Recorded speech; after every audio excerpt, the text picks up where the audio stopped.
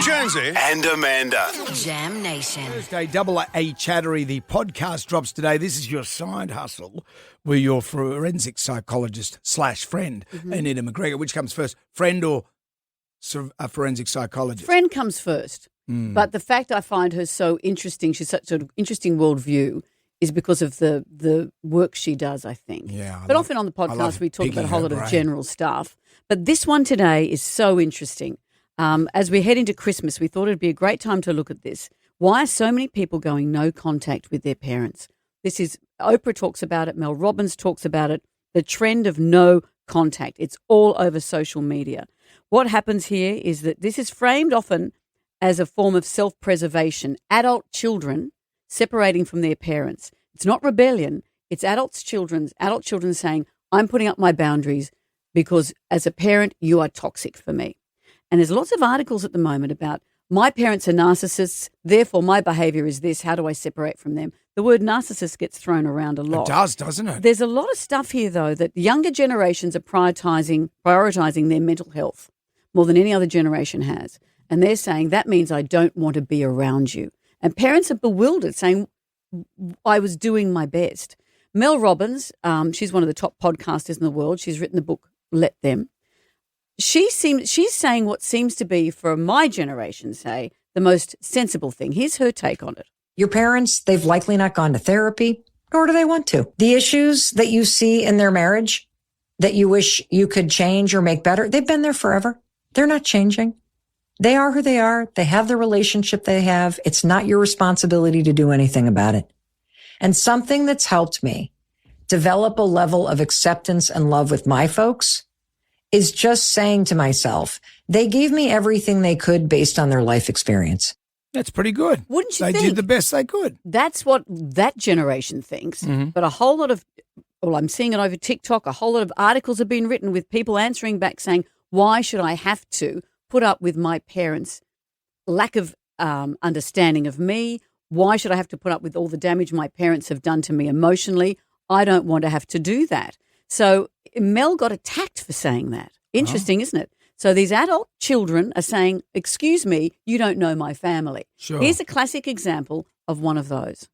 I would not wish being an adult child estranged from your parent on my worst enemy. And if you talk to any adult children who are estranged from their parents or parent, they will most likely tell you that it was death by 1,000 cuts. We can look at our parent and say, we know that you didn't have the tools. We know that you did your best. But now we're at a point where I never got taught certain things and I'm having to go out and find the answers and find the resources and change and become a better person. And all that we want is for that estranged parent to do the same thing, but they refuse. So this is the first generation of kids who've really learned about their own emotions and they are irritated that their parents aren't meeting them halfway. In and our for our generation, Generation X, we get sandwiched by, so we had brutal parents when we were young and now our kids hate us.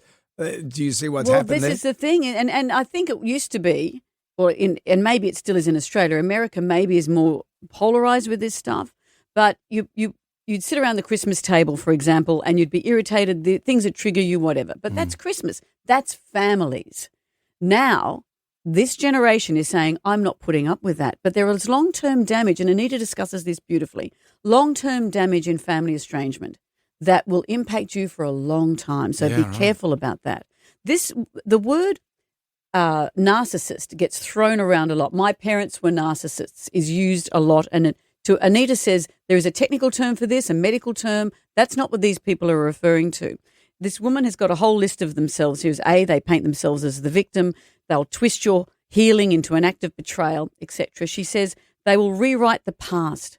Suddenly everything that's happened in the past was beautiful and wonderful except you. And Anita had an interesting spin on the fact is that we all do that.